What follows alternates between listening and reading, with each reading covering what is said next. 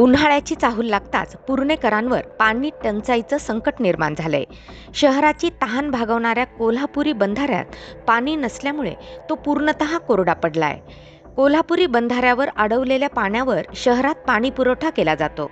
February महिन्याच्या दुसऱ्या आठवड्यापासून शहरात पाणी टंचाईचा प्रश्न निर्माण होतोय.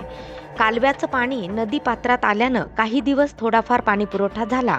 एकीकडे बंधाऱ्याचे दरवाजे बसवण्याचं काम सुरू असेल तरी शहरातील पाणी पुरवठा सुरू करणं गरजेचं आहे. पालिका प्रशासनाकडून अद्यापही बंधाऱ्यात पाणी कधी येणार हे स्पष्ट केलं नाही. सिद्धेश्वर धरणातून पाणी रोटेशन सोडणे गरजेचे असताना स्थानिक प्रशासनाकडून कोणत्याही हालचाली केल्या जात नाहीत. उन्हाळ्याच्या कडाक्यासोबत नागरिकांना भीषण पाणी टंचाईचा सामना करावा लागत आहे.